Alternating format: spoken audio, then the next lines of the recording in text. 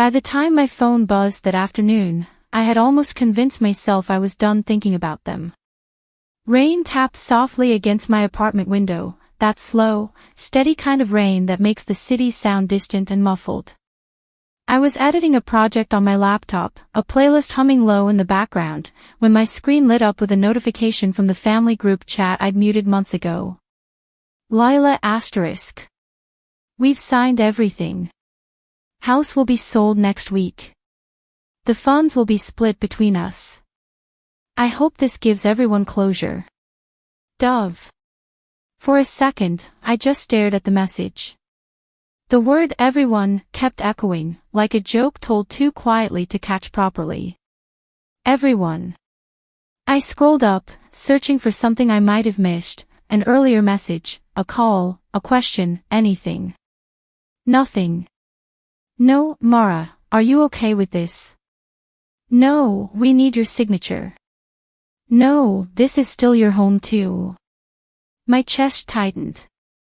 I ignored the small tremor in my hand as I set my laptop aside.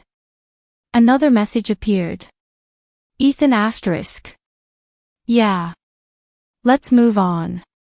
Mom wouldn't want this dragged out. It's been 6 months. We all know who checked out first anyway. I didn't need a name to know who he meant.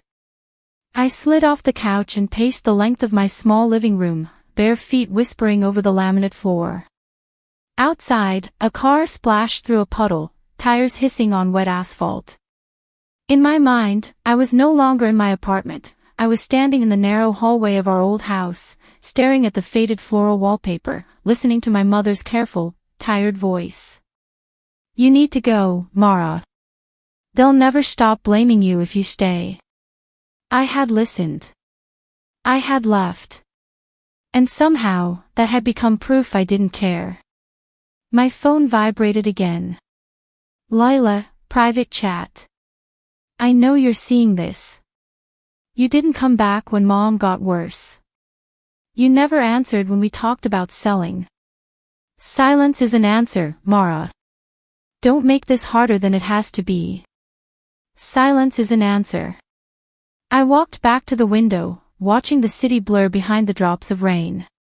It struck me then, ***, they had already written me out of the story, ***, like trimming a frayed thread and sweeping it off the table. They thought I wouldn't come back. They thought I couldn't do anything. I turned my phone over in my hand, feeling the faint, familiar weight of it. My reflection looked back at me in the dark screen, tired eyes, hair pulled into a loose knot, a woman who had learned to live small so she wouldn't be noticed. In the corner of my mind, a different image stirred, my mother at the kitchen table, pen in hand, leaning over a sheet of paper during those last months. She had written constantly, lists, reminders, recipes, small notes she'd stick on the fridge. Just in case I forget, she'd say. A thought surfaced, quiet and insistent. What if she hadn't forgotten me? By the time the rain eased into a mist, I had already pulled my old duffel bag from the closet. I began folding clothes with steady, deliberate hands. The apartment felt too small, like a temporary shelter I'd overstayed. They had decided I was done. But the house still stood. Mom's room, her drawers, her little hiding places. And somewhere between the wallpaper and the dust, the truth might still be waiting. I zipped the bag closed and picked up my keys. If I was finished in their story, I would write my own ending. And I would start where everything had once felt like home. The town looked smaller than I remembered. As I drove in the next morning, the sky was a pale, washed-out blue, the kind that made every rooftop and tree branch look sharper. The gas station on the corner was now a modern cafe, and the old movie theater was a furniture warehouse. Yet when I turned onto Maple Lane and saw our house at the end of the street, it felt as if time had coiled around it and refused to move. The same narrow porch. The same chipped white railing. The same maple tree leaning slightly toward the roof, its leaves now a muted green under the weak sun. And a bright, intrusive "for sale" sign posted in the front yard. I parked across the street and sat for a moment, fingers resting on the steering wheel. Memories layered themselves over the scene like old film reels. Dad pulling into the driveway after a long shift, his laugh booming as he scooped me up. Mom hanging laundry on the line, talking softly to herself. Ethan sulking on the porch steps. Lila practicing a fake smile in the reflection of the front window before leaving for a party. Then, later. Dad's business failing. The arguments about money. The way their eyes began to turn to me whenever something went wrong. You always have to be different, don't you, Mara? If you'd just listened, maybe things wouldn't be like this. She never helps, Mom. She just runs off. The day I finally left, Mom had wrapped her thin arms around me in the driveway. Her cardigan had smelled faintly of lavender detergent. You don't have to stay and be their target, she'd whispered. Go build a life that doesn't require you to apologize for breathing. I had promised to come back when things were calmer. Then Dad's heart attack came. Raw grief turned to weaponized blame. Every call from home felt like someone tightening a noose. And when Mom got sick, I came less and less. Those final weeks remain a knot inside me, guilt, exhaustion, the quiet terror of hospitals. Lila and Ethan took over, her appointments, her medications, the house. I sent money, called, texted. But I wasn't there. Not really. Not in the way they thought counted. So when Mom died, they held her funeral in our hometown church. I came, cried quietly, returned to the city. Afterward, every conversation turned to the house. It's too much for us. We should sell it. Are you going to help with the upkeep or not, Mara? What could I say? I was barely holding my own life together. Freelance work. Rent. Bills. Grief that sat like a stone I carried from room to room. I can't right now, I told them once, and I saw the verdict fall behind their eyes. Selfish. Absent. Uninterested. On the phone with Lila one night, I had finally said, do whatever you think is best. It was the truth, but it might as well have been a signature. Now, standing in front of the house, my boots sinking slightly into the damp ground, I understood what that sentence had cost me. I walked up the path, my steps echoing softly. The front door was unlocked, there was a lockbox for realtors now, but the knob still felt familiar and cold. Inside, the air was stale with dust and leftover perfume. Light filtered through thin curtains, turning motes into slow, drifting constellations. I could hear the faint ticking of the hallway clock, still working, stubborn as ever. I had come here because they thought I wouldn't. Because in their version of the story, I was a ghost. But I wasn't here for them.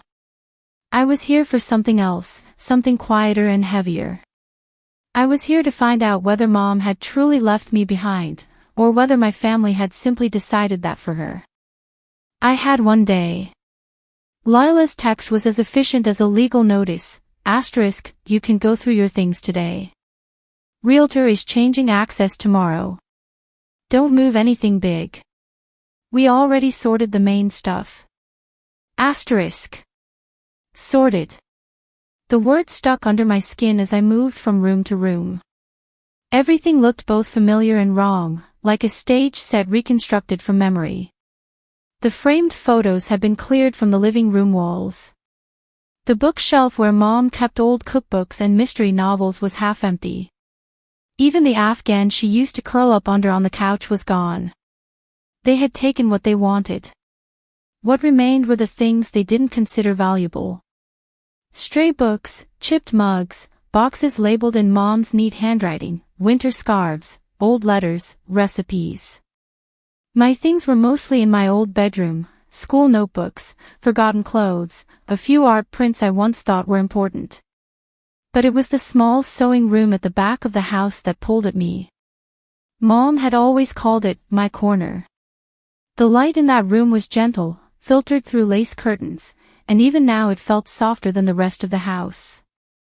Her sewing machine sat on the desk, unplugged, a thin coat of dust dulling its once bright surface. I ran my fingers over the machine, feeling the ridges beneath the dust. "You keep everything," Lila had complained once. "It's like a thrift store exploded in here." Mom had smiled faintly. "One day, you'll be glad I did." I sank to my knees beside the small rolling cart where she kept thread, needles, and scraps. The bottom drawer resisted for a moment before sliding open with a reluctant sigh.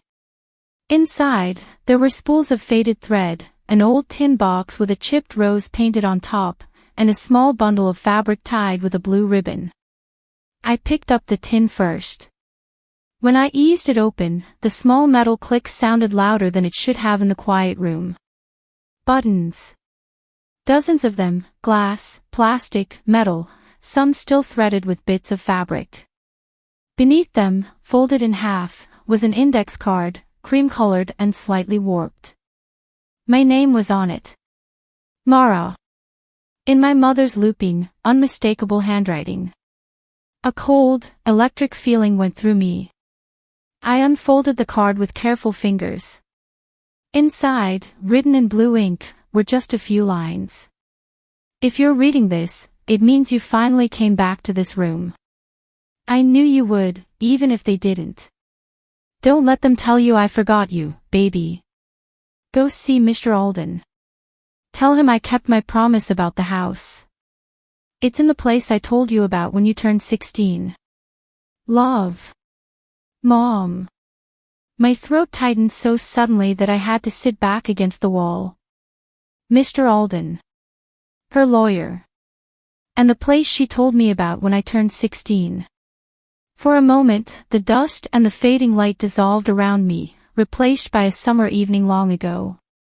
I saw the two of us sitting on the porch steps, crickets singing in the yard, a sleepy warmth in the air. She had pressed a small brass key into my hand. "If life ever feels like it's closing in on you from all sides," she'd said, "go where the sun hits the floorboards first. That's where the house keeps secrets safe." At 16, I had laughed. It sounded like part fairy tale, part paranoid. I tucked the key into a jewelry box and forgot about it. Now, the instructions rearranged themselves in my mind. Go where the sun hits the floorboards first. I pushed myself up and moved down the hallway, heart thudding in my ears. Morning light poured through the east-facing windows of the house, striping the floors with pale gold. The brightest patch lay just inside the entrance to the living room, near the corner where the old piano once stood. The piano was gone, but the patch of light was still there, warm and bright on the worn wood. I knelt, running my fingers along the floorboards, feeling for anything that seemed wrong. A slight gap. A raised edge. Nothing. Then I tried the wall baseboard instead and felt it, a small circular indentation at the bottom corner of the trim, almost invisible unless you knew to look. Like a tiny, hidden keyhole. I closed my eyes, exhaled slowly, and whispered, "You really did keep everything, didn't you? The brass key. The jewelry box. My old bedroom." I stood and walked down the hall, every step suddenly purposeful. Whatever my family believed, whatever story they had told themselves about me being gone and indifferent, Mom had left something behind. Not for them. For me. I found the key in my old jewelry box, tangled in a chain I'd forgotten I owned. It was still the same dull brass, still unexpectedly heavy for its size. I sat on the edge of my childhood bed for a moment, turning it between my fingers, listening to the small sounds of the empty house, the ticking clock, the muffled creak as the wood settled. Then I went back to the bright patch of floor near the living room entrance and knelt at the baseboard. The key slid into the small indentation as if it had been waiting all these years. When I turned it, there was a soft click, and a narrow section of the baseboard eased forward. Behind it, wrapped in brown paper and tied with string, was a flat envelope. My hands shook as I pulled it free. On the outside, in Mom's handwriting, was written, "For Mr. Alden. To be opened only if Mara brings this herself, ****. I stood very still, the envelope pressed to my chest. Somewhere between the wiring and the dust, the house had chosen a side. Mr. Alden's law office sat above a bakery on Main Street. The hallway smelled of yeast and sugar, and my stomach twisted with a strange mix of hunger and nervousness as I climbed the stairs. He looked older than I remembered, more lines around his eyes, more silver in his hair, but his gaze was as sharp as ever when he opened the door. "Mara," he said, sounding genuinely surprised. "I didn't expect to see you." "I found something at the house," I replied, holding up the envelope. "She meant it for you." His expression shifted, something like realization and regret crossing his face. He stepped aside to let me in. His office was small but orderly, shelves of files lining the walls. He gestured for me to sit, then took the envelope and examined the handwriting. "Yes," he murmured. "This is hers." He broke the string with a careful tug and opened the paper. Inside was a handwritten letter and a smaller sealed document. He read in silence. The only sounds were the faint hum of traffic outside and the ticking of another stubborn clock. When he finally looked up, his eyes were softer. "She knew this might happen," he said quietly. I swallowed. "What did she say?" He tapped the letter. "She knew there might be pressure. That your brother and sister might decide what was practical without asking you. She had me draft an additional codicil to her will, but she wanted it kept private until you chose to come back." "Codicil?" I repeated. "A legal add-on," he explained. "She left specific instructions for the house. She wanted you to be the one to decide what happened to it. Not them." I felt my pulse in my throat. "But the will. The will they saw left most assets divided equally," he said. "She thought that was the only way they'd accept it without resentment.